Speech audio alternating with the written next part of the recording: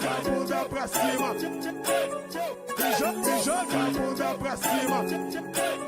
E joga a bunda pra cima. E joga a bunda pra cima. E joga a bunda pra cima. E joga a bunda pra cima. E joga a bunda pra cima. E joga a bunda pra cima. E joga a bunda pra cima. E joga a bunda pra cima. E joga a bunda pra cima. E joga a bunda pra cima. E joga a bunda pra cima. E joga a bunda pra cima. E joga a bunda pra cima. E joga a bunda pra cima. E joga a bunda pra cima. Joga a bunda pra cima, e joga a bunda pra cima, e joga a bunda pra cima, joga a bunda pra cima, joga a bunda pra cima, joga a bunda pra cima, e joga a bunda pra cima, joga a bunda pra cima.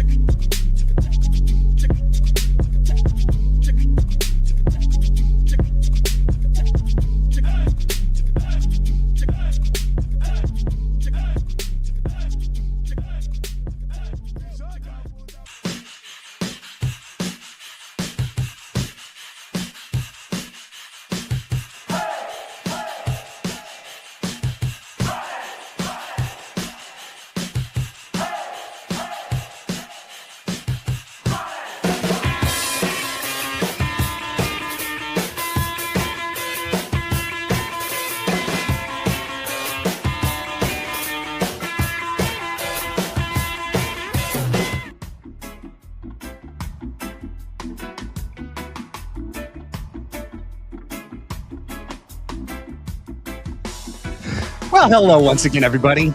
Welcome back to Soccer's Overtime, your weekly look inside the San Diego Soccers and the Major Arena Soccer League, streaming to you live on YouTube via SanDiego.Futbol. My name's Craig Elston, joined as always by Tony Sanchez. ¿Qué pasa, amigo? Well, I am going to go ahead and really be enjoying what's coming up this week for the Soccers Star Wars night. One of my favorite nights of the entire sports year, and it's here this week. Star Wars night is here. In fact, I was scrambling in the minute before the show started, running into my son's room, because I remembered he used to have a giant Grogu plushie. Ooh. And I thought that would be a really cute, I always try and throw something to the camera. But he's 14 now, and all the plushies have gone away. Oh, the end of innocence. Except I found on a shelf here in the office this Han Solo Tsum Tsum. There you go. I don't know what the second part was, but Han Solo. Yeah, TSUM. That's the name of these little things. Tsum Tsums. And we had a few of them around, and this one hasn't become a dog toy yet. So there you go. Han Solo Tsum Tsum. It's your Star Wars night for you. I also have this on brand. My favorite. Love it. My all-time favorite soccer Star Wars kit on Mandalorian and Grogu, coming to a theater near you. Hey, we've got a big show for you tonight. We got a really big show for you tonight. We got a double guest show. Big news, big happenings. Let's get right to it. What's going on the show tonight? Soccers grind out a win in Tacoma in a goalkeeper's duel. We've got all the highlights for you, and we will present them shortly. When we're done, we'll introduce you to the newest rookie soccer. Marcel Sanchez will join the show at the bottom of the hour, and we'll find out about his path to San Diego, his links to Paul Wright, and what he has thought so far of his rookie season as a professional indoor player. Then, around the three-quarter hour, we'll be joined by Paul Wright, the man himself, the legend, P3, Speed to Burn, who not only is a member of the soccer staff. Not only has known Marcel Sanchez since he was 14 years old, but he's got a brand new job as technical director of Soccer's W, a women's club that is going to begin coming together this spring and then finish coming together in the fall. We'll ask him questions because I have questions about Soccer's W. In MASL news, tomorrow is the trades deadline in the Major Arena Soccer League. Comings and goings? We've heard rumors of at least a couple. And with the tightest table in league history, you've got to imagine all the top teams are going to be trying to fortify themselves. We'll discuss it, look at the shocking team that is in first place all by their lonesome, and plenty more. And, of course, we'll get to a Soccer's news segment where we preview the Soccers and the Stars and show you this year's Star Wars Night kits that, of course, you can purchase. Check your text message, Tony. It's there. Oh, no, I have it already. Oh, okay, yeah. I was just being a little, yeah. There's a little. I got clued in, but I want to pretend like I didn't see it again. You know what I just noticed with this Mandalorian kit? Yeah. It's like I've got a knife to my throat.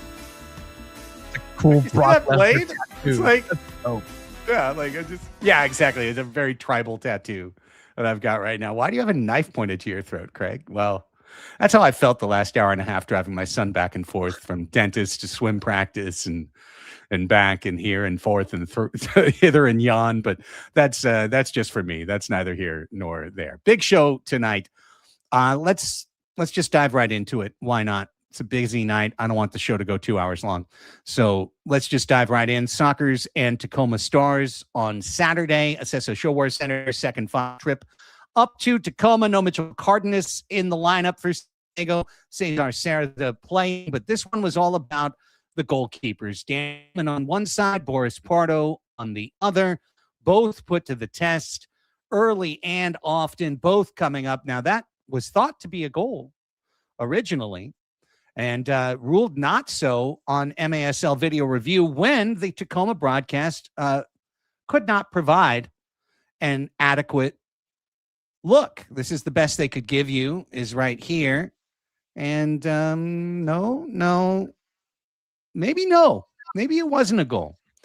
If you pause it just for a brief second, I think it was very much affected our feeling as viewers, Tony, by the announcers, Peyton Barron's the play-by-play announcer, and his color announcer, whose name I did not catch, stating that their broadcast position, which I've actually broadcast from before one time up there, I know where it is. It's in a high corner that's behind this goal, like behind this goal to the left. So they both said, we had a perfect angle. That ball went all the way over, and it's going to be a goal.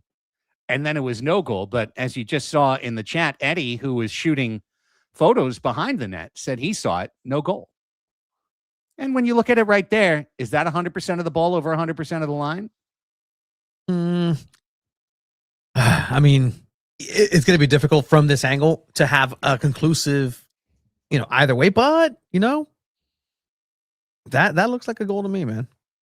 At the end of the day, is what the referee calls. That's what you tell. And as coaching kids, if the referee says the sky is red, guess what color the sky is? It's red. And this was eventually marked as such. And if you don't say the sky is red, you might see yellow.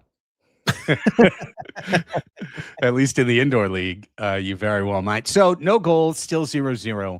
And 0-0 would actually hold all the way through the first quarter. Now, Danny playing because Luis Pirueta has taken an injury that has knocked him out of the lineup. He had to actually play, the 44-year-old, back-to-back games. Went to Empire and got his brains blown out like everyone on Tacoma did, losing 10-2 the next day. End of the first quarter, still more flurry. I love watching Danny play. Not going to lie, still love watching the guy play. Really strong. Early second quarter, there's that long arm. Great throw out. Even better header flick on to Kai Briscoe. And now it's Boris's turn to stop a breakaway and keep it at 0. Now to the other side. Pretty strong miss there by Pacheco. Giveaway. Mendez, middle. Great save. Come on, Danny. He's playing out of his mind. 44 going on 34. Oh, well, here's the problem. A deflection. That's the problem. That's the way you beat a guy who's red hot in net, is you get a deflection. Stole an assist from Pato as a result, but nonetheless, that deflection, I believe, off of Hernandez, as you see. No, it's actually the man running the middle right there. So I'm not sure if that was Correa or someone else, but nonetheless, a deflection, 1-0. Seconds later, Nick gets one chance. Leo sidewall pass to himself, kept alive by Reyes in the corner. Reyes gets it out to Pereira, gone. At first, I thought this was kicked by the Tacoma player, but they did give Reyes the assist on this. I'll watch it again. I still think it was kicked by the Tacoma player.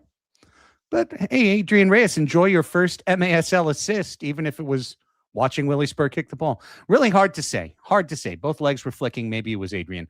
Nonetheless, 2-0 San Diego. Great sliding block by nasty Nestor Hernandez there. The veteran helping out Danny Waltman. Now it's Boris's turn to shine again. Actually, rolling blocked shot right there for San Diego. I think that was Pacheco. Good run down the middle by Bebe. Jose Gonzalez thinking he had his first goal. Michael Ramos, big save, and Danny gives him a bear hug. That's fun. More wide open chances. Oh, my goodness. What a save by Danny. That I thought was a goal for sure for Craig Giles. It even goes through the legs and then is deflected up. But then watch this. Oof.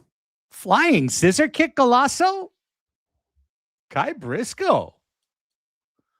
I'm sorry, sir. I was unaware of your game.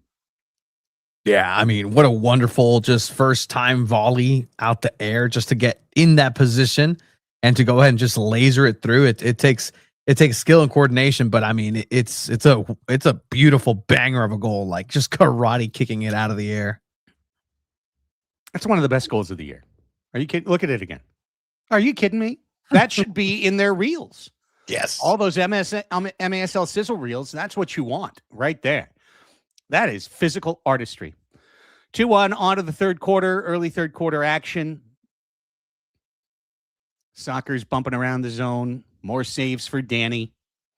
San Diego had 2 power plays that they came up empty on in this game, one of which they challenged for. 6 men on the field. Boris doing Boris stuff. Great second save. Second save, outstanding there by Pardo after the first one got away. Speaking of giveaways, that's one right in the middle of the field. And Boris stops Canale point blank. Still a 2-1 game. Briscoe off. That one shot wide. Chance for Tacoma to tie the game mid-third quarter. Another chance for Tacoma to tie the game. Boris makes a big save again. Another chance for Tacoma to tie the game just a minute later. Boris makes another big save. Part of a 12 for 14 saves night. Bebe in. Mendez, nice little cut. And after so many great saves, there's the one, Tony, that Danny would like back. As that ball, I don't know if it handcuffed him or if he thought it was going somewhere else, but it basically just went right through him. Yeah, no, you can see it on his face. Like that's a shot that it was. They found the goal, but out of all the extraordinary saves that he has done throughout the night, this one it just kind of slips. It's a good move by Mendez, but you just kind of mistimed the moment that shot was going to come through. So that's sort of the skill of Mendez to be able to just come up with a toe poke in that moment. You're trying to find a laser shot, and sometimes it's a change up that goes through the 5-hole. Still third quarter. Great look by Kreger, and then old Waltman's back on his stuff again. Making ridiculous diving saves, leaping kick saves. Waltman just having a game for the ages. Fourth quarter, still 3-1. What a defensive battle. Truly a goalkeeper's duel, but here Michael Ramos gets just too open. Too much room to run, opportunity to cut to his right, opportunity to free himself for space and gain the angle. Boris trying to come out from far post all the way out to the edge of the crease. None of it happens. It's 3-2. Danger.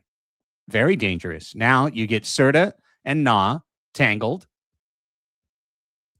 Na dropped. Blue card shown to Serta.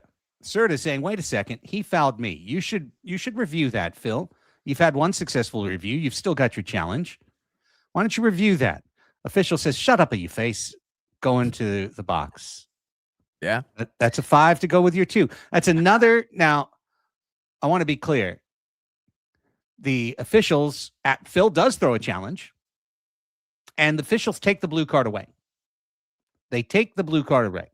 In fact, they back it up to the foul on Na, because Na fouled Serta. But all that did was clear the blue card. It didn't clear the yellow card. But the yellow card only came because Serta was protesting the blue card. So it's kind of one of those weird spots where, and Serta usually wears a captain's armband. He wasn't this game, and maybe that's why. But here you can see the replay again, and the pull on Serta, the tug on Serta is where this wound up being the first foul, and then Na got pulled on the arm, and then he threw his legs out from under him to throw himself to the ground. So kind of a weird call, Tony. In the end, kind of a weird call. You'd feel like either both cards are reversed or neither, but in essence, the official is saying, we were wrong, but you know what? So was Cesar. He mouthed off. Yeah, it's a personal card, essentially. One affects the team by going a player down, and then the other one is more of an individual, like, hey, you are the one that it needs to cool down, essentially, like you, the individual. So just pipe down, and at the end of the day, that here you are. You still have a chance to not hurt your team, but you went ahead and went the extra mile to do that. So just kind of a second time we've seen Serra in almost consecutive games, just kind of go into that mode. Well, this Childs goal, first off, nobody needed a goal more than Craig Childs, because this guy has been bedeviled. But here is what Tacoma challenged for. They challenged for a handball. But what you actually see, and here's one time where Tacoma gave you a good angle. It's not off his hand. He gets his foot out. And then as he touches it with the foot, it might flick the outside of his hand. Watch it again right here. No hand, no hand. Okay. Flicked it up maybe through the hand, but that was the ruling of the official, not an illegal touch. And then Drew, of course, took that great flick, recovered it himself, sent it down to Craig. Craig needed 3 touches to get the ball away and still had the angle to beat Waltman. And Craig needed that goal. 4-2. Now you go 6 attackers. Opportunities abound. Either one of those guys, I guess, could have received Leo's pass and scored. But Pacheco was the one who runs on it.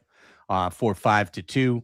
Great to see Jesus again thrown into the back for San Diego because of injuries, to get a goal and to continue what I think has been a really, really solid first season for him in soccer's blue and gold, Tony. Yeah, no, we're seeing his development into the system. We've seen him thrown into different positions, and now you can definitely see the change. And now he feels a little bit more comfortable, not just with his teammates, but in his roles. And I think we're starting to see the development of what the front office wanted and intended originally with him. And again, that's also has to do with the health around him as well, that he's able to, assimilate a little more to the way that he was initially intended to be played as. So good to see him, because again, he's one of the most exciting young prospects and young players, and still somehow a very experienced veteran. It's one of those Mendez sort of positions where he's been there for a while, but you look at when he was born and you're like, wow, you didn't see this presidency, you were born with this presidency. Wow, that's usually what gets me. It's like, wait, yeah, you didn't see that president. Wow. I'll tell you something. And Cheeky Luna said this on our team call earlier this week, and I had to agree. He goes, you look up all of a sudden, and it's almost like we're halfway through a rebuild already, because you've got Sanchez at 18, our upcoming guest. You've got Pato. You've got Reyes, a couple of kids that are 25, 26 years old. You got Morales, 25. You got Mendez, 24, going on 25. That's a good, solid part of your core now.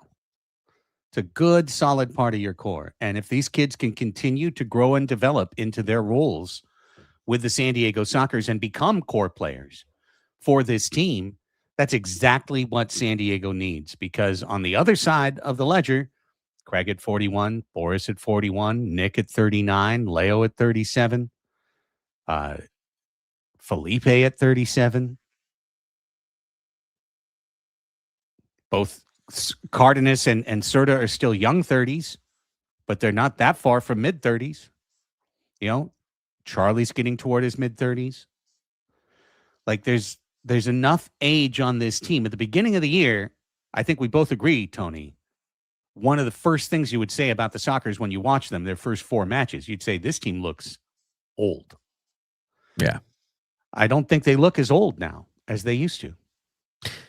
Yeah, no, I mean, the wheels are greased a little bit. The gears aren't grinding as hard, but the lubricant has also been the youth in there. And I think the incredible thing of what we've been able to see is that the young players who, in every sport is specialized now. In every sport now, you see incredible plays that are just, 10 years ago was the best play of the year. You just see that very routinely now.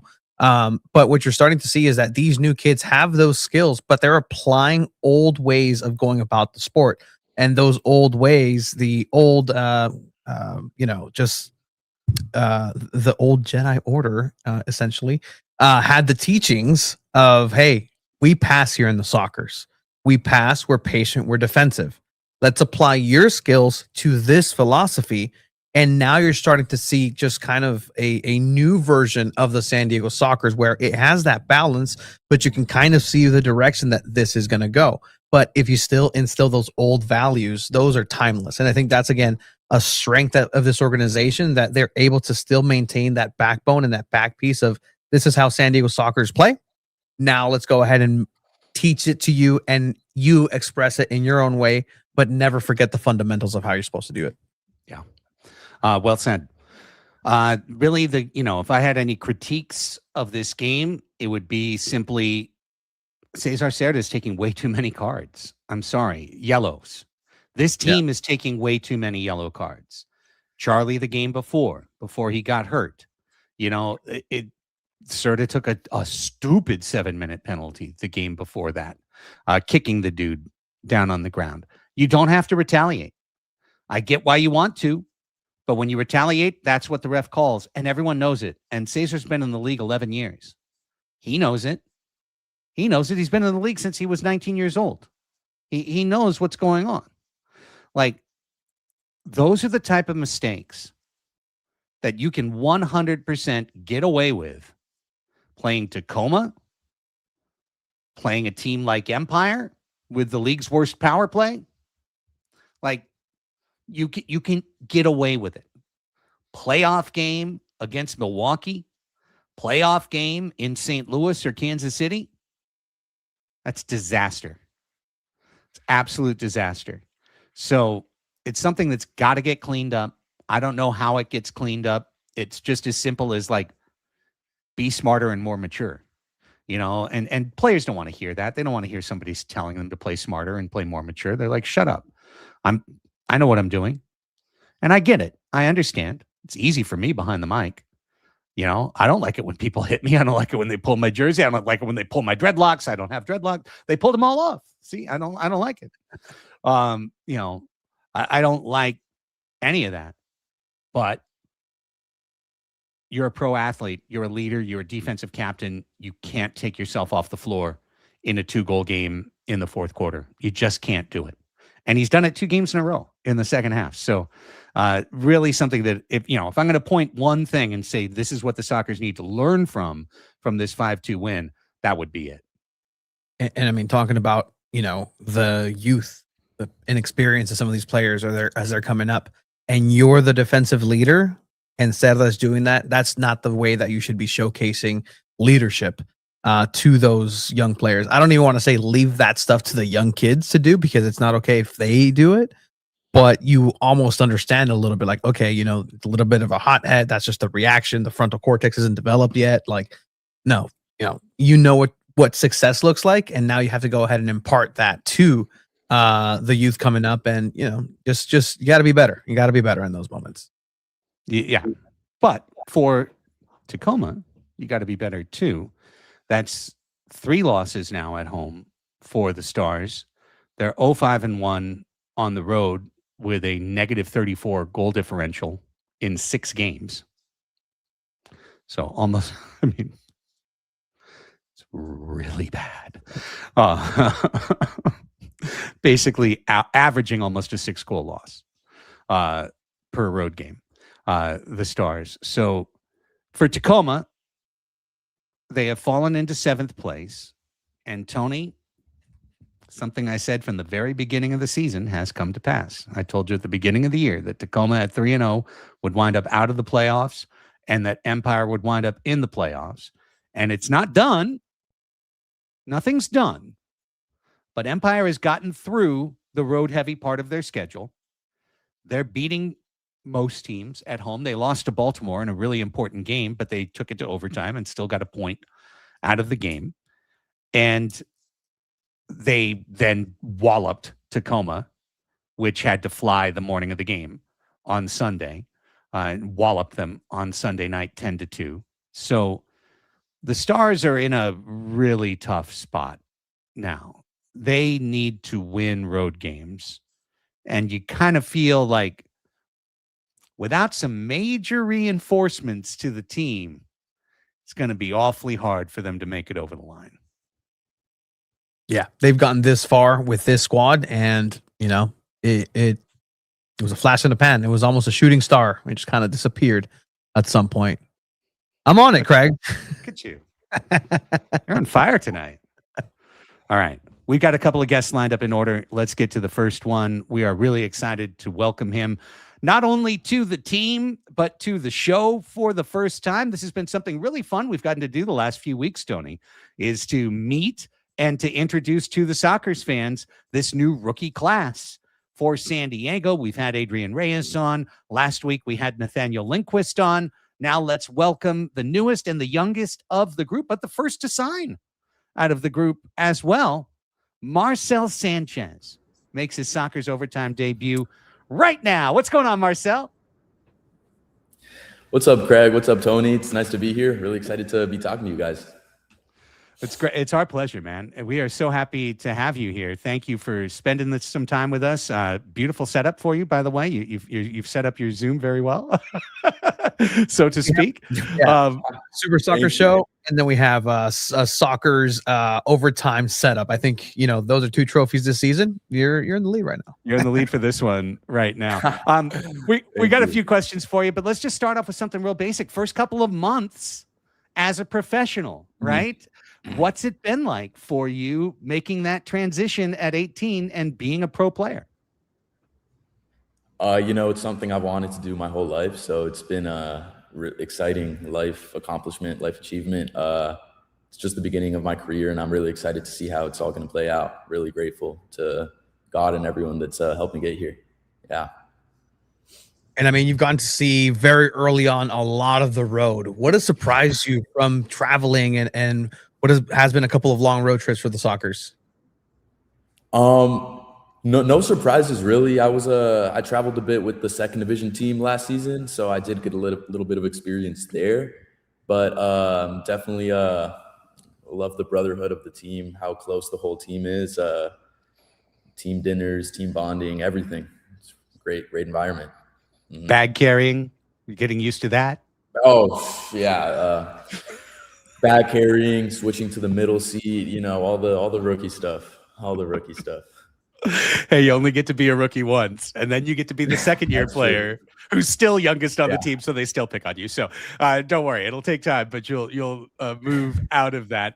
A chance for you to play has come via a really important position for the San Diego Sockers, defensive runner. You've got, as you know, right now, 2 forwards in Childs and Pereira who combined are 80 years old.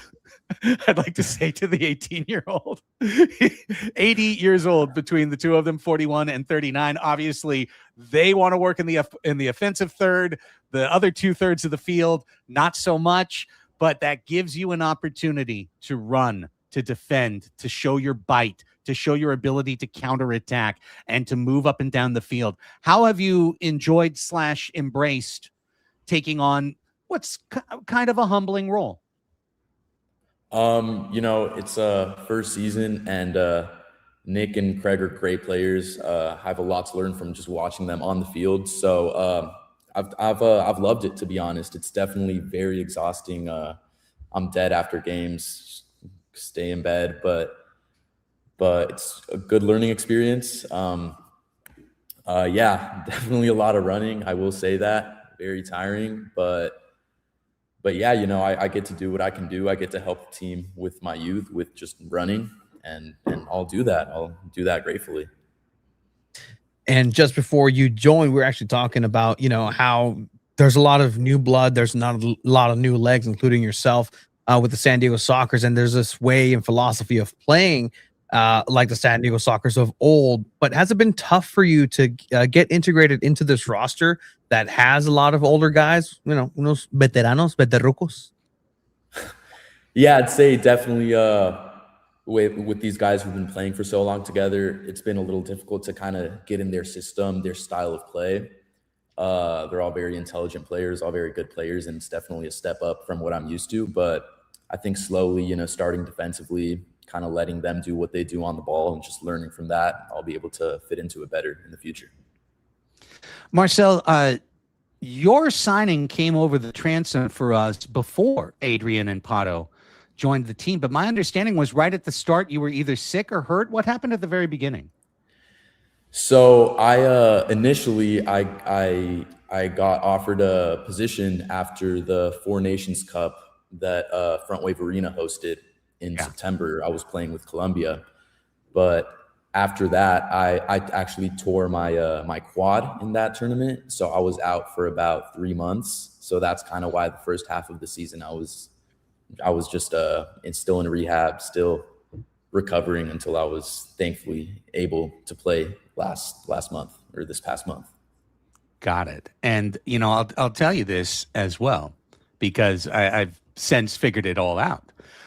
When you were first signed, and I'm not going to say who, but it's my job to write up all of our written stuff. And I asked, okay, what's the deal with the new kid, Sanchez? And I was given some information, and I put it down dutifully, wrote it out, put it in the release, wrote it down on my broadcast notes. First time you got in the game, made sure I rolled it all out, and gave credit to basically everything incorrect about your actual origin story and where you actually have been and how you actually got to the San Diego Sockers. So now, sir, I would like to open the stage to you. Spotlight shines clean and bright.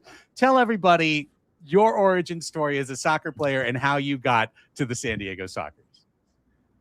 So I did hear that you mentioned City and the 619 futsal program. Yeah, exactly. Actually, yeah. Somebody told me those things. I didn't make it up. Somebody told me those things. I'm not going to bust that person, though. It was, it's actually, I give all credit to Paul Wright, P3, some might know him like that. He's the one that got me started in indoor when I was younger, when I was 15. And he was the head coach for Empire Strikers. He's the one who started bringing me up as a practice player, kind of developing me as an indoor player. And just when the opportunity came last season to play on the reserve team, he got me in there. He got me training with the first team, playing with the reserve team. So he's kind of been the one that's integrated me in the whole indoor world, especially the Sockers. But other than that, I grew up playing for club teams. I played for Albion. I played for Nomads. That was Albion, Nomads, San Diego Soccer Club when I was younger. So yeah, between that and Paul Wright. No, I mean, legend of the game, Paul Wright here. And I mean, you touched on it already, but some of the things too, as a young players for yourself that have to kind of do this as well, as you have to go ahead and be part of the community. And I saw you out there be part of the community and really get involved. I interviewed you along with Callahan and Pato as well, just to like, hey, we're here with kids in the community. And I just thought to myself, like, well, he was one of them not too long ago, right? But what are these things for you, just the overall experience of getting out there in the community? What does that mean to you? Or do you see yourself in that community as well? Yeah, definitely. In the whole soccer community here in San Diego, it really means a lot to me. because I know I remember not too long ago when I was a kid, I'd be freaking out when I saw these pros, even if I didn't know their names, just trying to get the signature. So it means a lot to me. I'm glad I can be someone that they can look up to. Yeah. So it's definitely great to really see see all the new indoor courts last week and just see that whole kind of like small-sided soccer developing here in San Diego. I've known Paul since 2009 when the Sockers came back to be. Used to travel on the road with that team, when they won 4 straight championships, won 48 games in a row. Saw the last game of his career. He scored his final goal as the first goal in the finals for San Diego against Detroit in his final game for the Sockers as a pro. Just establishing that I know Paul really well, and I know he's a very different cat. Like he's a different dude. What has that interaction been like with him and you?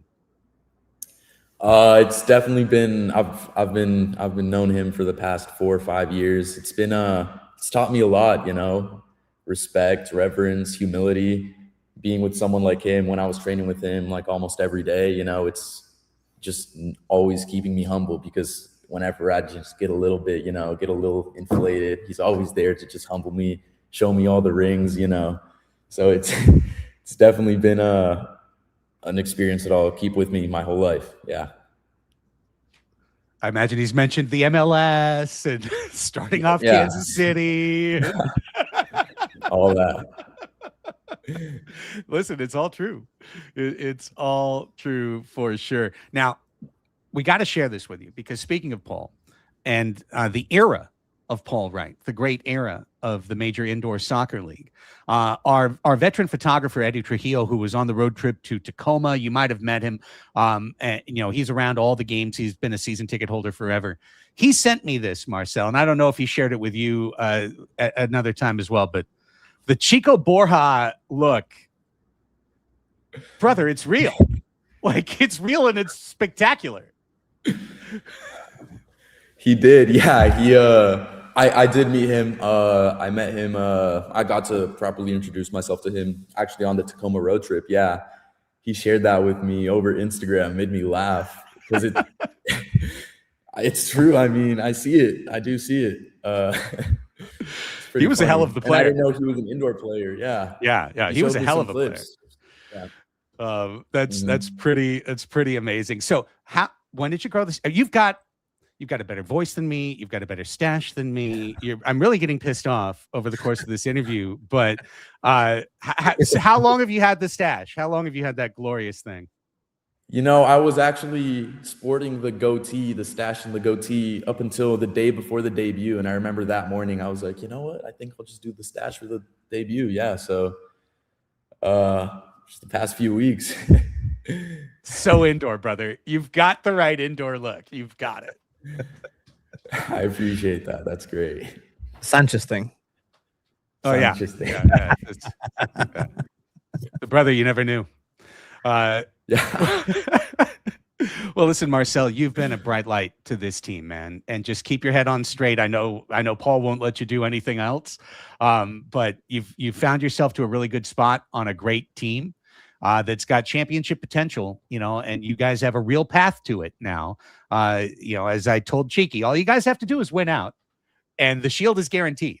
It's actually guaranteed if you win the rest of your games, which you can. And you can do that. But thank you for introducing yourself to the Soccer's audience here on Soccer's Overtime, as well as you have introduced yourself on the field. And we look forward to seeing you out there on Friday on Star Wars Night. Great. Thank you. Thanks for having me. I really appreciate it. Glad to be able to talk to you guys. Of course. No, absolutely, man. The pleasure was ours. Marcel Sanchez, thank you so much. Have a great rest of your night. Yes. How does he have a better voice, man? That's the full package. Like that's it. Shoot. That was real. That was guttural. That was. I get it. He's got me an age too. He's got me an age by a long way. So I do have the experience gap. But damn it, to have that rich, deep mini baritone there.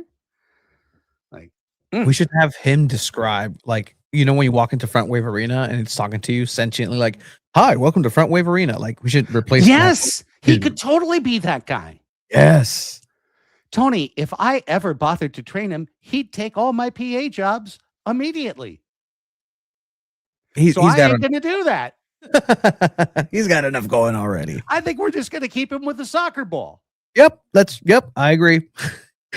Never bringing him on again. Or people tune in because they're like, yeah, let's hear the sultry. Just we're going to have him record the open. Welcome to Soccer's Overtime. And he can do it in Spanish too. That's a dual threat. Hell yeah. Now we're talking. Great stuff, Marcel Sanchez. Incredible. Yeah, 18 years old, man. 18 going on 28. We got some guys on our team who are 31 going on 14. He's 18 going on 28. I was fully expecting him to say, "Oh yeah, I grew the mustache when I was 8." Right? Yeah. I came out of the womb with a small one. I've just let it grow ever since. Oh man. Unbelievable. Great kid. Incredible story. And yeah, thank you, Gabriel. Exactly. I know when to pull up the reins. And in this case, it's right now. Now, listen, if he's got podcasting in his future too, but that's way down the road. Yeah. Way down the road. Yeah. Once maybe, that's Soccer's Overtime right there, and in 25 years. Yeah, Soccer's Overtime season 22. Give it a look. Maybe I've still got more musicality, a little more range. I also think Barber too, though. Like, yeah, he does cuts. Like, he does everything. Like, damn it, it's the full package. And the fact that he's here with the Sockers again, and he's with the Sockers. One of these things that I'd rather him be with us than against us. Yeah, I don't want to see him in an Empire uniform, for God's sake. Let's not get ahead of ourselves. We are moments away from being joined by the great Paul Wright. He's next up in line. What I'm going to do is, just to keep the show on the rails, let's start talking about Soccer's W. Yes. This is what I know so far. All right. And this is what they have announced. The San Diego Sockers are going to join MASLW with an entry in the 2026-27 campaign. Soccer's W. The birth of this all-new women's professional indoor soccer team will begin with tryouts, which will take place the morning of the Soccer's Blast game, March 8th, at Front Wave Arena, 10 a.m. to 12 p.m. I'm going to ask Paul how people sign up. I don't know if there's a sign up yet on sdsoccers.com or whether it's an email situation or what, but we'll ask Paul when we get there. Then what they put together will play a pair of exhibition games against Empire's women's team, March 22nd here. Sockers v Strikers, Sockers W v Strikers W.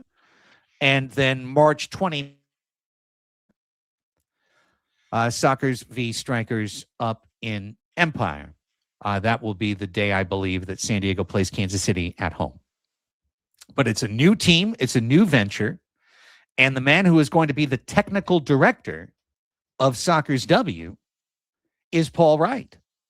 So let's go to the source and welcome in the all-time great Soccer's Hall of Famer, number hangs in the banners, P3, speed to burn himself, Paul Wright. Hey, guys. Thanks for having me. Thanks for being here, Paul. Your kid, Marcel, really impressed the hell out of us. I'm now deeply jealous of his mustache, his voice, his talent, his maturity. I'm feeling a little bit inadequate right now. If you could pump up my ego, I'd appreciate it. He's putting it all together. Yeah, he's grown up a ton in the last couple of years, and just really happy for him and the success he's having. And the future's bright for him. That's for sure. Yeah, no, I mean, Sanchez, he is a fantastic addition to this. But on top of that, some great news for the Soccers, and you're involved as well with Soccers W. Can you just go ahead and walk us through what is this new venture coming into to the indoor game here in San Diego? Yeah, so there's been a professional women's league, I think, for the last 2 years. Most of the franchises have a women's division, and so I know Ontario's had a USA Mexico game a couple of years back, and I think it just kind of grew from that. And I think now the San Diego Soccers want to get involved, and they came to me about the idea, and I thought it was a great idea. So yeah, I think what we're going to do this year is just have a couple of exhibition games, kind of get our feet wet. One at home, one in Ontario. Start slowly putting the team together, seeing what the level's like because it's a little bit new to us. But I've always felt like whether it be men's or women's, San Diego has the most talented soccer players around. So I don't think it'll be hard for us to put together a very competitive team for these two exhibition games. And then following season next year, I think we'll be able to pull a full slate. I think we'll join the league officially, play a round robin with all the rest of the teams in the league, and continue to win championships on the women's side. Major Arena Soccer League Women's, MASLW, is the league that exists right now. I'm just looking at games played last week, and it seems like there's teams like everywhere. Some in the Midwest, Wichita, Omaha, looks like Monterey had a team, Oklahoma City. So a lot of Midwestern teams right now.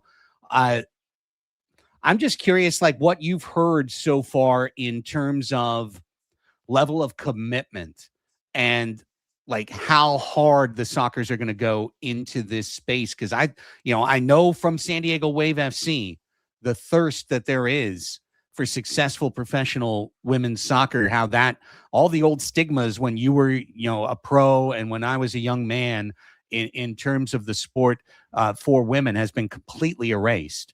And here in San Diego, women's soccer, professional women's soccer is a real thing. Like it's a real serious thing. So how do we invade that space in a way that's professional and victorious?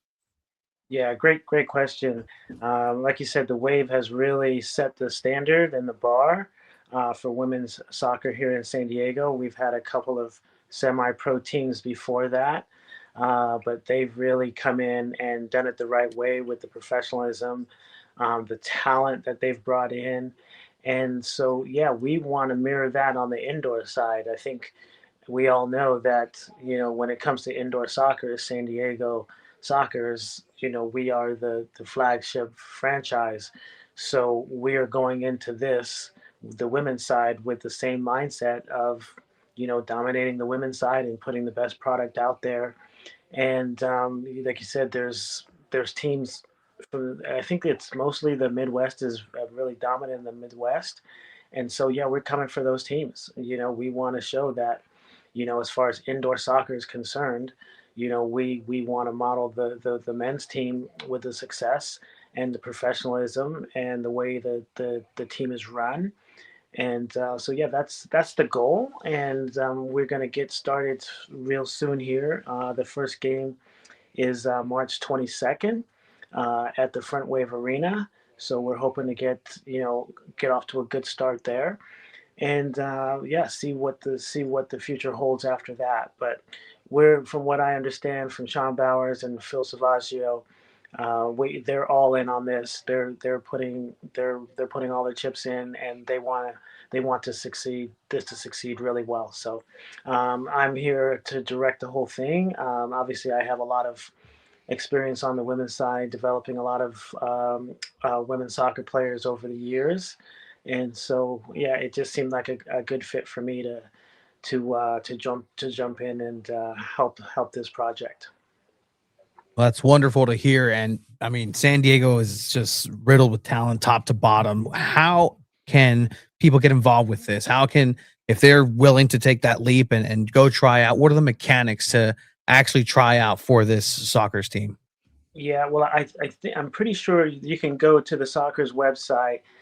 There's a registration form there that you can fill out. The tryouts are going to be March 8th from 10 o'clock to 12 o'clock a.m. At the Front Wave Arena. And we're welcoming anyone that feels like they have a shot to play at the professional level. I'll be there with Brian Farber and Eddie Velasquez. Will be helping me evaluate these players. And yeah, we're going to pick the best unit that we can put on the field for these first two games. And then we'll get to the drawing board as far as like developing these players, getting a real season and preseason behind them, so we can really go after it. But yeah, this is definitely a really, this first couple games are to really see what we're up against and how quickly we can put a team together on the field. But yeah, like I said, March 8th at the Front Wave Arena from 10 o'clock to 12 o'clock. If you feel like you have what it takes to come on out, and you can go to the soccer's website and fill out a registration form and be ready to go on March 8th.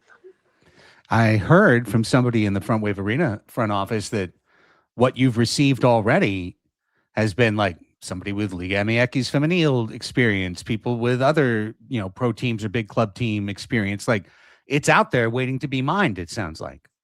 Yeah, like I said in the beginning, San Diego, it's just a hotbed for soccer, men and women. So yeah, my phone's been ringing off the hook. I reposted the soccer's announcement yesterday. My page has been blowing up. So yeah, there's going to be a lot of people out there trying to make this squad, and it's an exciting time. I just feel like it's about time that we've done it on the and on the indoor side of things. And like I said, the Wave's done fantastic. What they've done with the women's soccer league coming in, and we want to mirror that. So yeah, we're full steam ahead on this. Incredible, Paul. Super, super exciting. It is so great to have you back in our organization. It was always so weird to see you in Empire Purple, but it was cool. It's fine. It's all right. It's fine. We'll see you up there, but it's way better to see you down here. Way better to see you down here. Before we let you go, what are your thoughts on the big club? We're in the middle of it here, and it feels like they've kind of come out the other end of the injury tornado. I'll always knock wood when I say it, but it feels like they're on the other side of that, and maybe with a chance to round into final form here down the stretch. Yeah, like we always say, it's not how you start, it's how you finish. We dodged a bullet there with Charlie. It looks like he's going to be back, ready to go for the playoffs. But yeah, it's been a touch and go this whole season with the injuries. But we've had young players like Pato, Marcel, kind of step up into those roles, and I'm just really proud. Like this is the soccer's, next man up, and it just rings true. But the veterans are always going to be there for us to lead us, and I really feel like we're coming together at the right time. To this last home stretch, things are the way the team is gelling. On the practice field in the games, I think we're hitting our stride right now. So I think that we get these last couple guys healthy, and we'll be ready to go. But very positive sign going into the playoffs, and looking forward to putting our best team out there.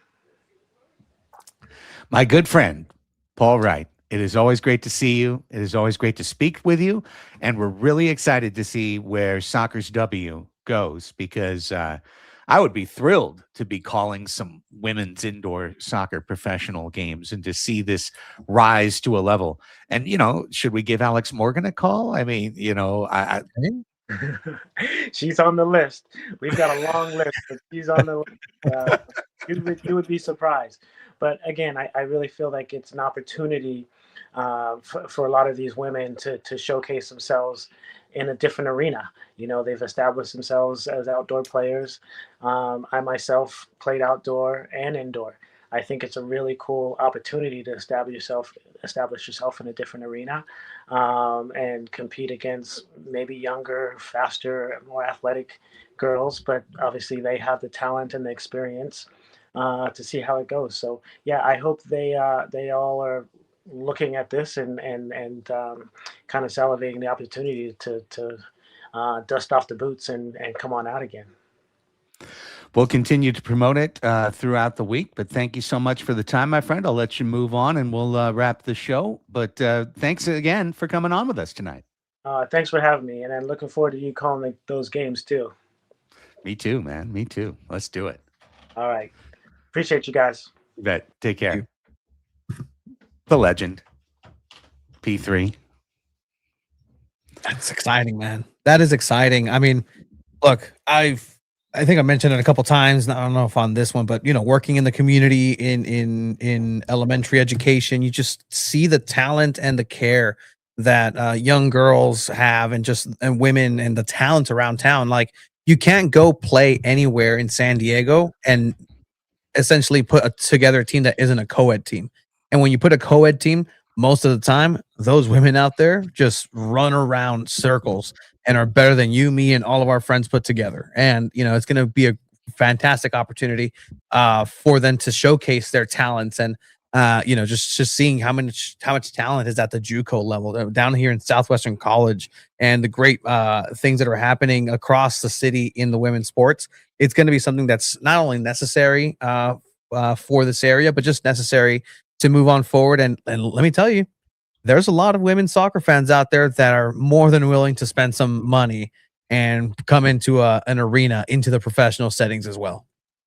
I'd love to see Phil invest at a front office level. I'd love to see him bring in a talented, qualified woman to lead the front office for Soccer's W, and really invest time, money, energy, find somebody specific to that can devote their heart and soul to it, and really lead the program. And I think you could have a lot of success. Just scanning the MASLW website, it looks like there's a lot of teams. It's, semi-pro level. They've got divisions that are geographical, and it looks like they play within the divisions for the most part. So while right now you would look at this and go, you can't fly Soccer's W everywhere, right? Maybe it's a little bit easier if you add Empire into a South, or, you adjust a little bit, where maybe you're flying to Texas, Dallas, Austin, Houston again, Dallas again. Very Dallas, Austin, Houston-y right now. So, some flights to Texas look like they're in the future for Soccer's W, maybe a couple other places. But I'm really curious to see where it goes. But again, there's going to be tryouts March 8th in the morning at Front Wave Arena. And then there's going to be 2 exhibition matches against Empire March 22nd here at 1:45 before the Sockers take on St. Louis in what is suddenly the most important game of the year for the Sockers men. And also March 29th up in Empire, if you want to follow and trail and check that out. So Sockers W underway. Can't wait to see where the project goes. Okay, to MASL news. Give the Ambush their credit, man. You just got to give them their dap. Out of nowhere. Nobody saw this coming. 33 points, 11-game point streak. 11-game point streak. And I think the win streak's up to 5 or 6 for St. Louis Ambush, who had a really good draw this weekend. Okay, I'm not going to lie. They had a really good draw. It started with a home match against Utica. And I think it's pretty clear that Utica is a collapsed team at this point of the year. They fired Everton. Tommy's taken over on the bench as the GM coach. They brought in Heiner House. Good for him. Team is a mess. And St. Louis trucked them 13-0. Paolo gets a shutout. It's not easy to get a shutout. Even in a 13-0 game, especially, keep everybody defending. on the big field, but they did it. Meanwhile, Milwaukee was in Baltimore, dropping all 3 points to the Blast in a really bad loss for Milwaukee, a game that they needed to win and they didn't win. And the reason I say that is because they had the travel problem, while St. Louis could play their game at home, finish the 13-0 shutout, drive to Milwaukee, and get into a hotel late, but get into a hotel. Milwaukee had to wait till the next morning to fly from Maryland back to Wisconsin and then come home to host St. Louis. I watched this match, Tony. I don't think you had the chance to. I watched this match, and I think it deserves a little explanation because Milwaukee's doing something different now. They have taken Obasi and they have turned it into Jerry Ball. And that's Gerardo Perez, the backup keeper for Bonahene in Milwaukee. When they bring him in, he runs forward like he is a forward. He doesn't just go to midfield and hang out on the wall. He actively participates as a scorer in a 6-man offense. And that offense has turned out to be crazy effective. He brought it out in the fourth quarter in Empire, and the Strikers could do nothing against it. They brought it out in Baltimore when they were trailing and got a goal out of it. And as I watched, Tony, through 3 quarters, through almost fully 3 quarters, the Wave had a 6-4 lead, despite giving up an empty netter and another goal that was an easy goal on transition. The entire game was played Milwaukee's way, right? You know, instead of doing it whatever they wanted to do, all St. Louis could do was defend, try and shoot the empty net. You know, and it's tough to never be able to build your own offense and to be sitting in defense when they really attack. Empire doesn't really attack. They don't have the scoring talent that Milwaukee has. They don't have a Super Mario. They've got Justin Stinson, who just had a 6-point game. Shout out to Justin Stinson. Tied Charlie Gonzalez for the all-time Fury Strikers franchise points lead. You know, I think he took it, actually. You know, that was an inevitability eventually, but, you know, congrats. They've got Fabian. He can shoot. He can score. They brought in Shalier.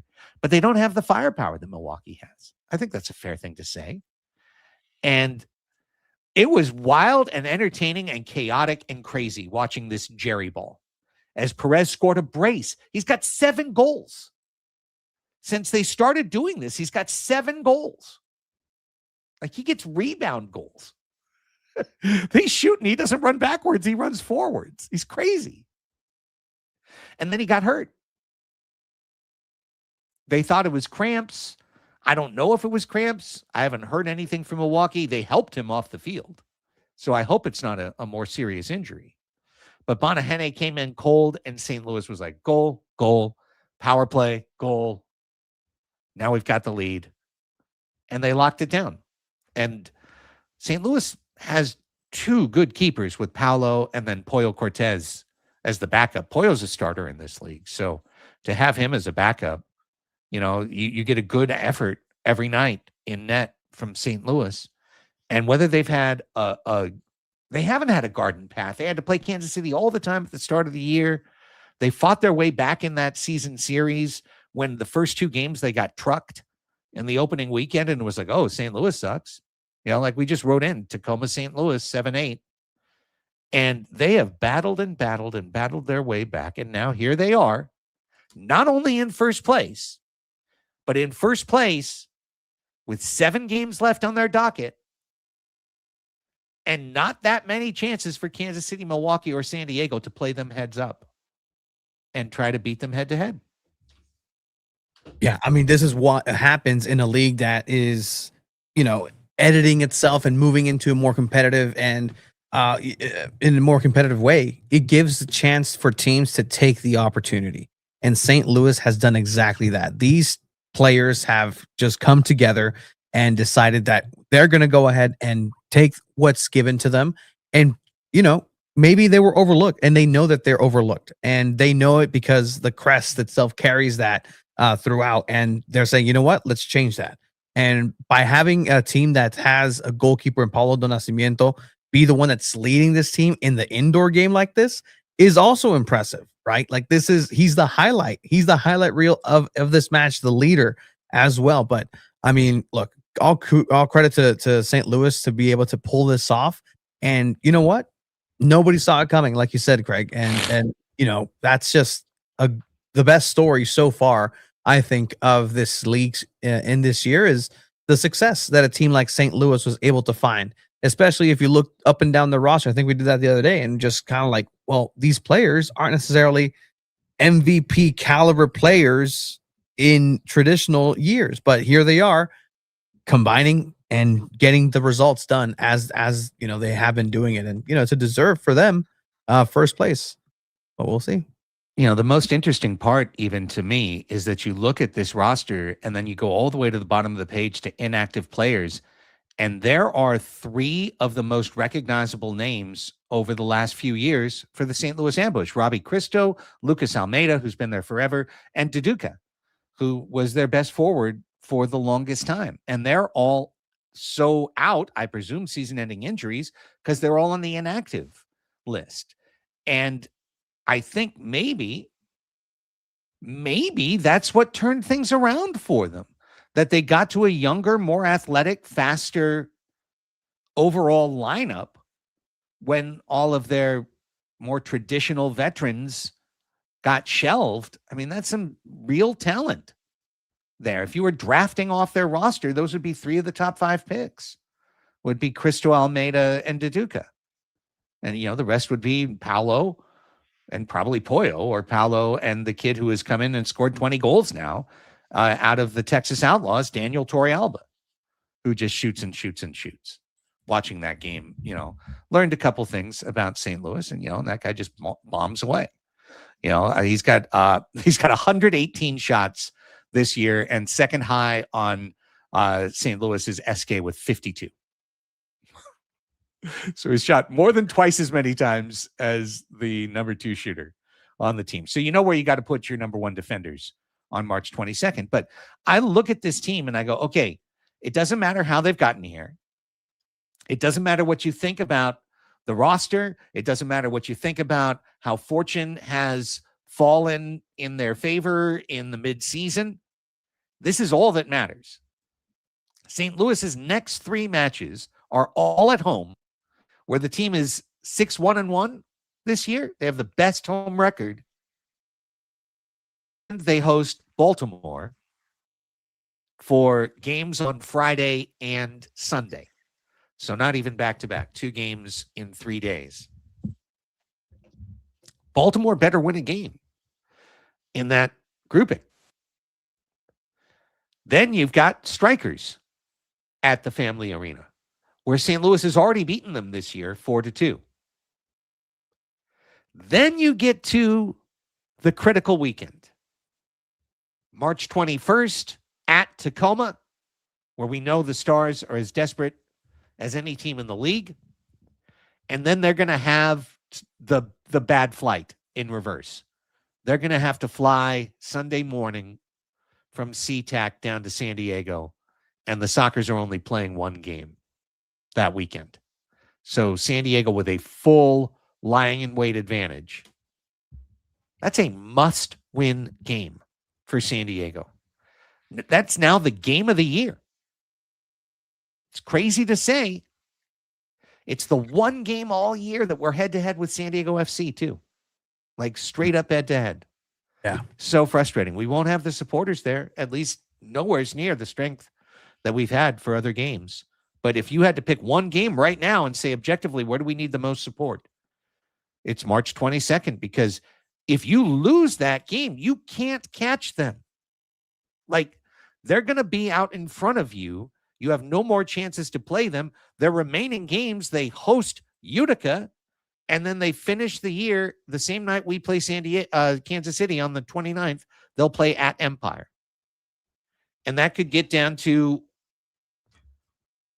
hoping that you beat Kansas City and praying for Empire to get all three against St. Louis. Like, you don't want those scenarios on decision day. You don't want those scenarios. You want to take control.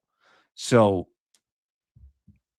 interestingly enough, Milwaukee's losses have cleared the path for San Diego to win the Shield. The Sockers now have all control in their hands if they win out, which sounds like, oh, yeah, win every game, right? But we've seen the Sockers put a win streak like that together many times. It starts week by week. It starts by finishing off Tacoma and then going to Empire and winning next Thursday and then coming home and beating Baltimore on the 8th. And then you get into the Kansas City portion of the schedule. And, you know, unlike the last time, Kansas City will have to be on that same plane flight or a similar plane flight to San Diego for that Sunday game.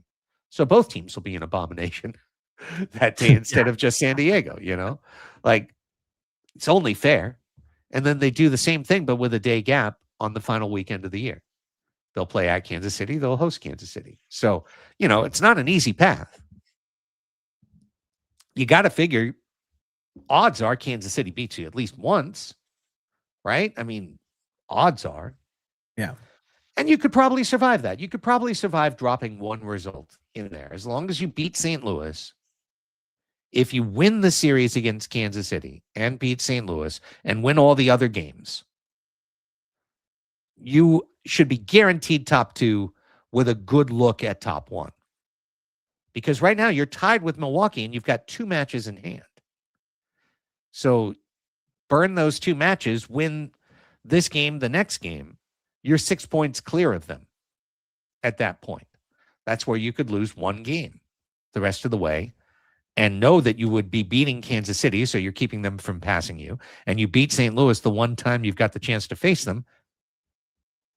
They can be no better than tied with you at that point, and you would probably have the edge the rest of the way. So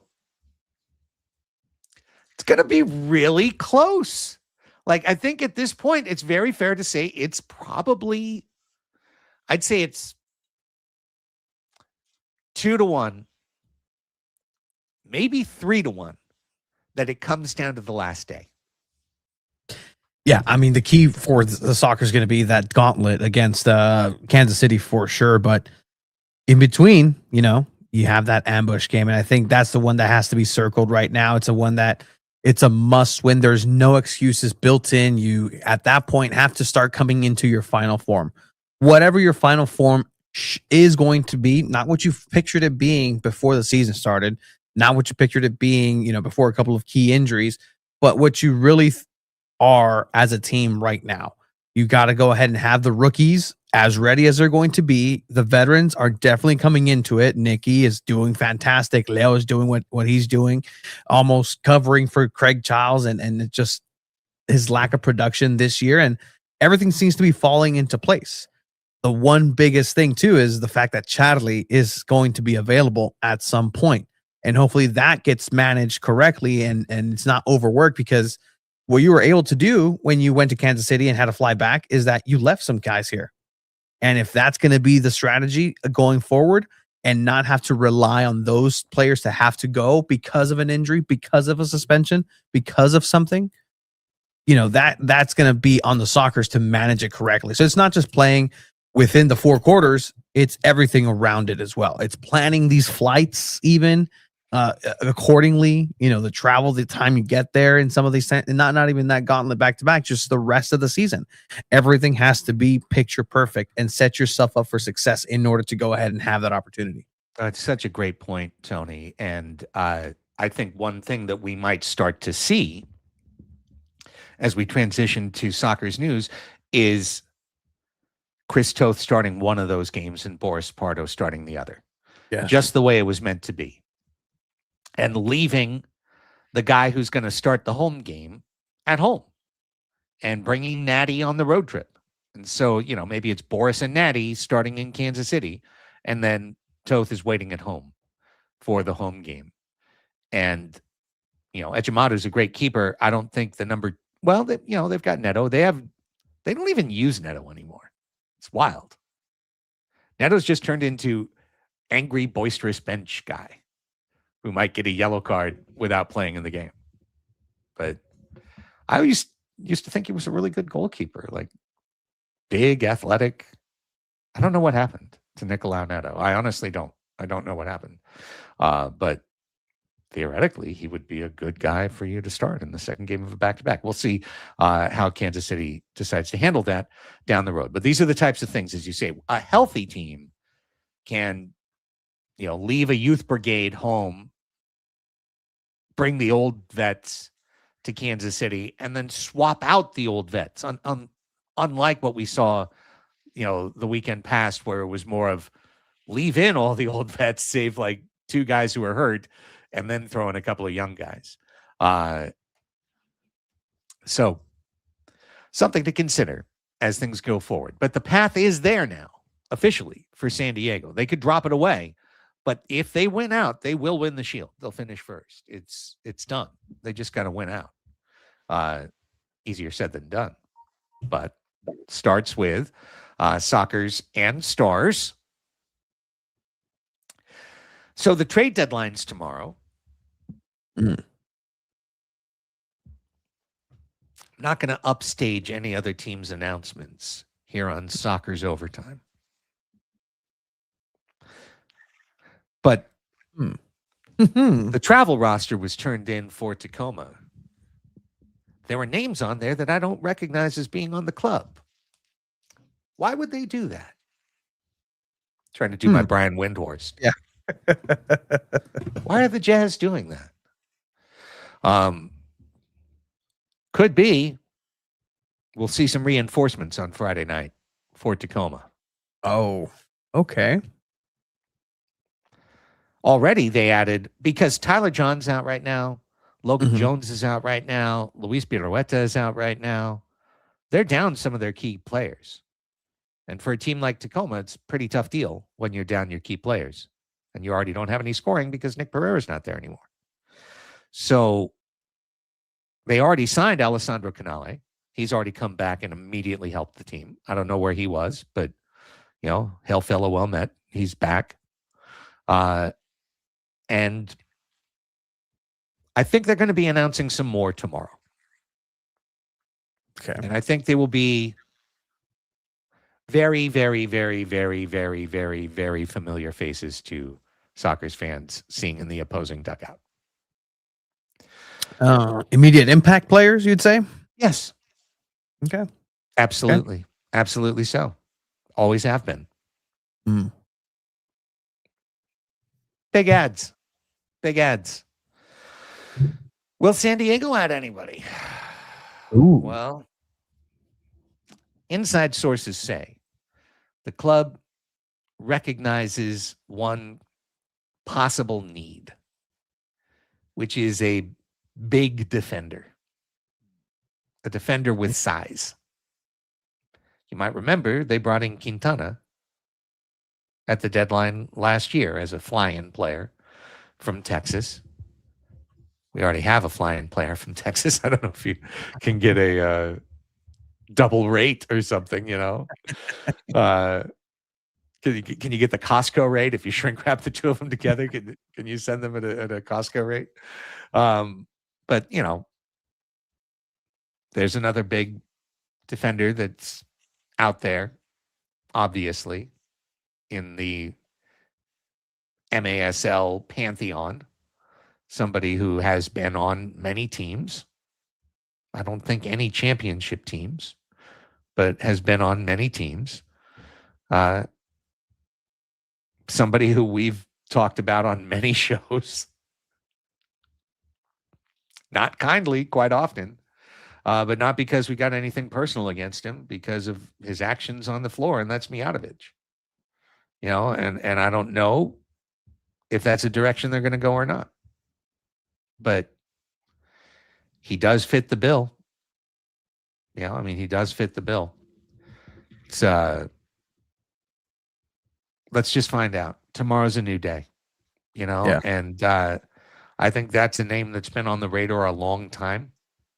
So the fact that he's not here now probably indicates that it's not an easy call.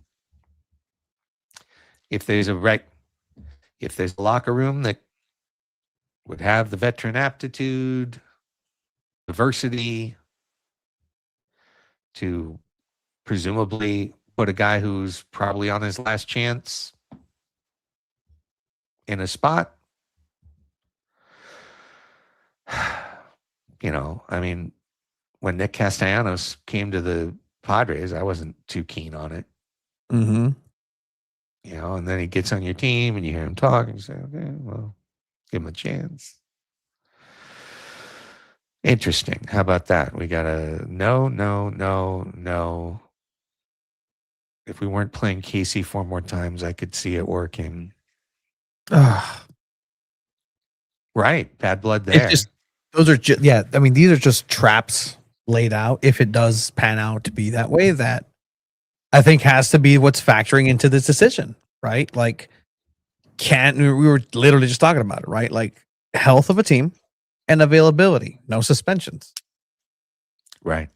And if Mijatovic knows and he wants, there has to be a desire of the player also to come back to this league if it's to this point, but he also has to understand that he is on this last draw. Does he care about that? Well, hopefully it's made crystal clear if this does end up happening, that you can't be doing that here. And I hope that then they're aware in the front office that the responsibility is now theirs for having brought that in as well.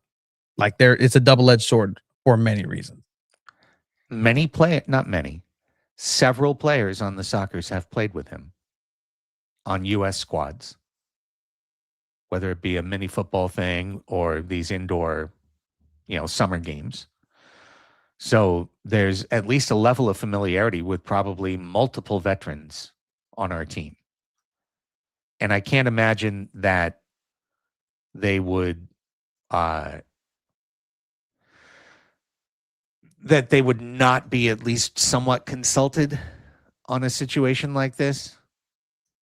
So if they agree with it, who am I to say? Would I do it?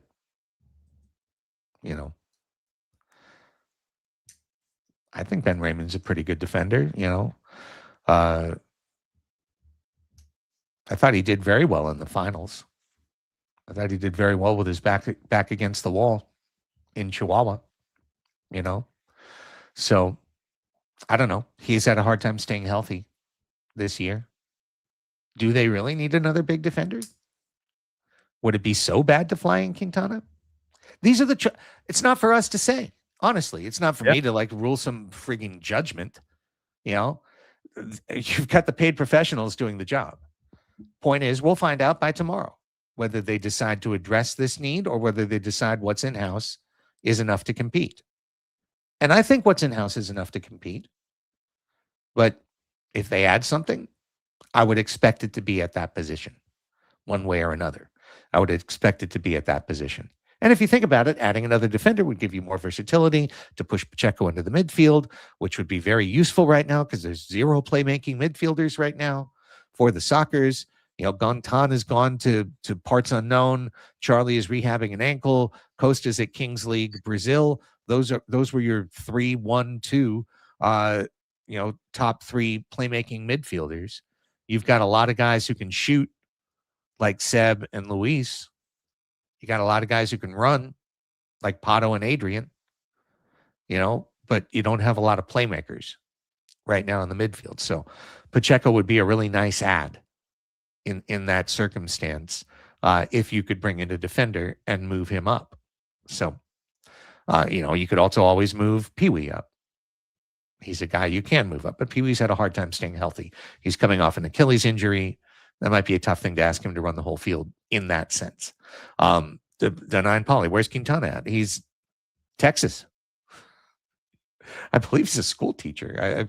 I think that's what I heard last year. But yeah, he's literally living and working in Texas. There's no Texas team. Normally, he'd be playing for a Texas team while he was doing his full-time job.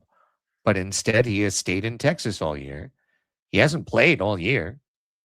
So what you're getting in terms of fitness,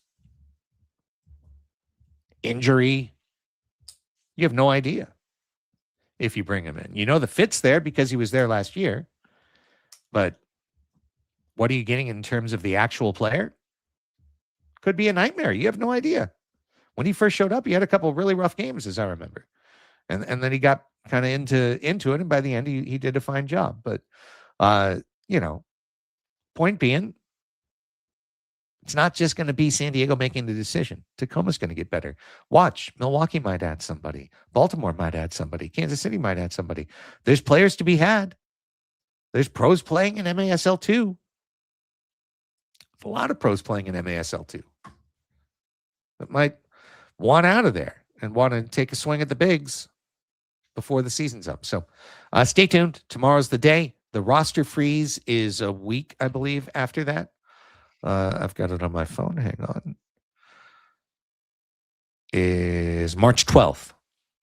The roster freeze is March 12th. And whoever's on your team on March 12th, that's it. No more.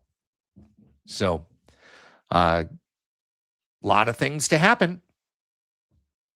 Sockers just have to win on Friday, Tony. I don't think there's much to say on a preview. Team's pretty, as healthy as they can be right now with no Charlie, no Gabby, and Gontan gone.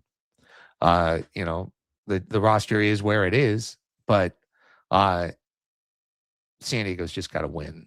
Tacoma's been getting their butts handed to them on the road game after game.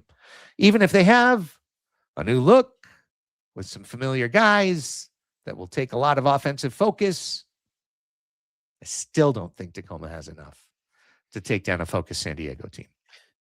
So what you're saying is that these San Diego Sockers this Friday have to be some sort of, I don't know, star destroyers? Well, now you bring me to my number one concern. Because as you know, I'm a Star Wars geek since I was 5 years old. And the original film came out and delighted me and imprinted upon my brain. All right? Since 1977, I've followed Star Wars. And if there's one set of characters that are guaranteed not to hit their target. No.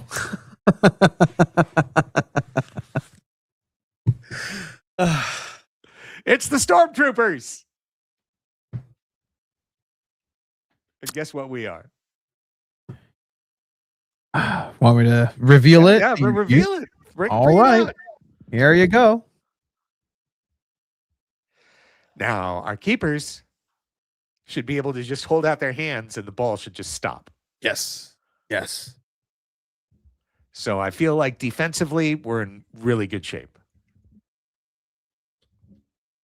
If ever a team's uniform demanded an Obasi system where the keeper came forward, slashing and hacking his way through the defense like the end of Rogue One. Yes. Just the inevitability in those rebel scum. Just right. Nope. But no, we're not going to do that. So yeah, let's hope we have enough shots that we eventually hit our target on Friday night. I think the uniform itself looks really good. Yeah, 100%. I want to say that the uniforms look great, like 100%. I'd wear this anywhere. Like I'd be happy. I would wear both of them.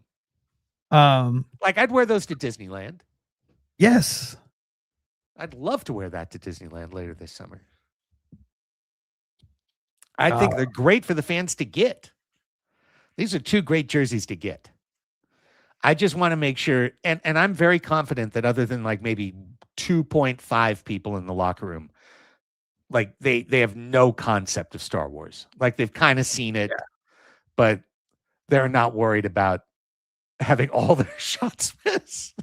Look, I mean, breaking it down by shots, from what I've gathered is Stormtroopers missed about 296 shots, which estimates about a 2.5 accuracy. So 1 out of every 40 shots fired is a hit. So, I guess it's going to be a 1-0 game. Danny, get ready for the best game of your life. Yeah, it'll be 40 shots, 2 on goal. Oh, at the doorstep, wide. In the middle, high. But they look so good doing it. There's 6 guys surrounding the goal. Can't hit it. No, I'm kidding. I'm kidding. If I was in the front office, would I have made this exact same argument against? Yes. But I'm kidding. I really am kidding. I think they look good. I seriously want to have both. When we did R2-D2, this is way better, I think. Yes. I think it's a much nicer looking kit. And I can't wait to see the team running around. But when they asked me to write the opening scroll for Star Wars Night, I could not stick to the script of us being the rebellion under attack, because we're literally Darth Vader and the Stormtroopers. So I had to invent a whole new space odyssey.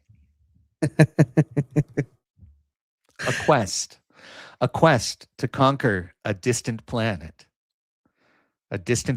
where the people of that planet maybe have a mystical skill that the galaxy has never seen before. The planet Skora, yes. where the infamous Walla live. I love that. Teaching their ways. Secret ways to break down defenses across the galaxy. Who will capture this skill? Are General Salvaggio's troops? Yes. Clearly from the First Order. Or the planet Takoa that has sent their troops for us in the system. See, General Salvaggio gives me the visual of him as General Grievous, but instead of all the lightsabers, it's a bunch of challenge flags.